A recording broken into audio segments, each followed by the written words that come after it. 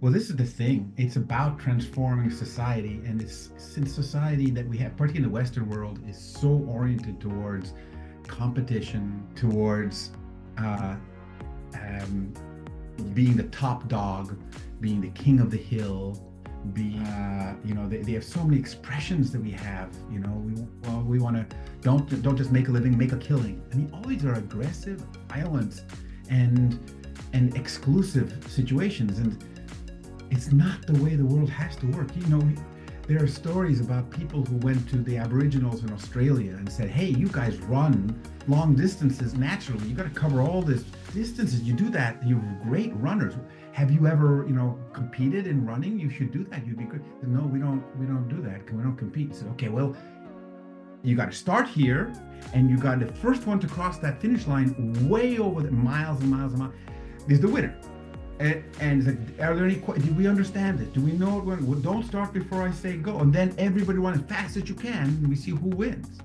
And they went, and they ran, and the first person got to the finish line and stopped, didn't cross, waited until, and then everybody waited, and then everybody got there, and they said ready, and then they all crossed together. And said, what? You guys did that? You should have crossed. You got here first. You should have crossed. You'd have been the winner. I said, yeah, but then I'd have made everybody else losers. Everybody else losers, and I have to live with them. I don't want to be the one who makes everybody else losers. I have to live with them. I mean, isn't that, for me, that's beautiful and it's real, but we don't tend to think like that in the Western world. We tend to think like, hey, I just be the one on top. I don't care about the others. I don't care. And that not caring, that lack of empathy, it's what makes a lot of problems in our world today, I think. For me, I actually don't like thinking of AI as artificial intelligence. It's not. For me, it's not artificial. It's augmented intelligence. You can keep the A, but it's augmented intelligence. Really, it is part of our collective intelligence. It's just in another form. And it's not something that grew on trees or that emerged out of the swamp. No, comes from human engagement. Humans have evolved artificial intelligence. It's an extension of us and our abilities. It is augmented intelligence. So how do we work with AI? Now, if we create AI in the image of competition and win-lose and all, then sure, we get into Terminator, Skynet futures. Absolutely. And we get into the people are afraid of the singularity where, computers and artificial intelligence and cyborgs are going to take over us, right? And they're next step. That's the win-lose mentality, absolutely. And if we keep feeding it with that, yeah.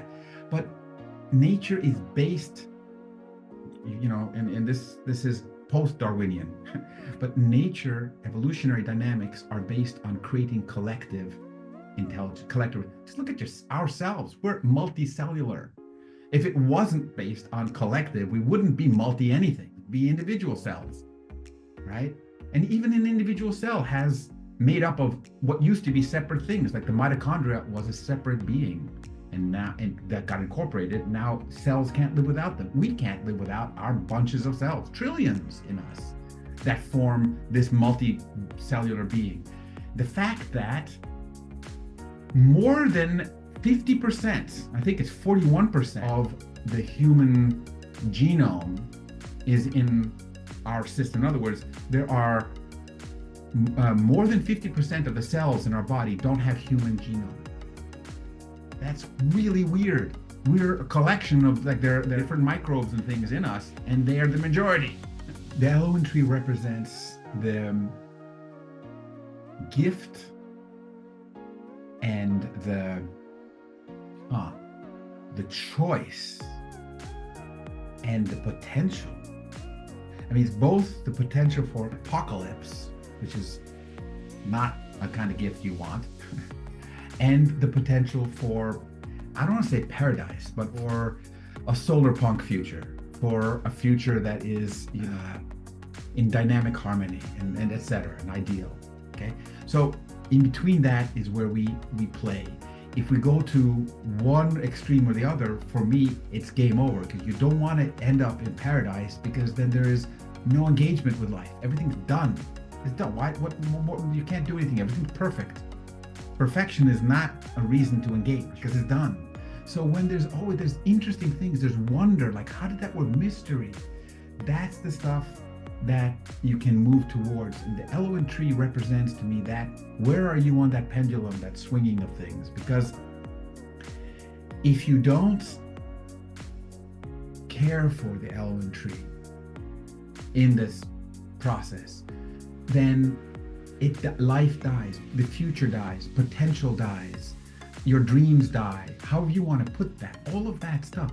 But by caring for it, you can't make it happen. You can't go to the Elowyn tree and say, I'm going to force you to change, or I'm going to, impose I'm going to construct it. I'm going to construct the Elowyn tree. No, you can't. For any living thing, any relationship. This is what I get from the Elowyn tree. Elowyn tree says any relationship to thrive has to be cared for.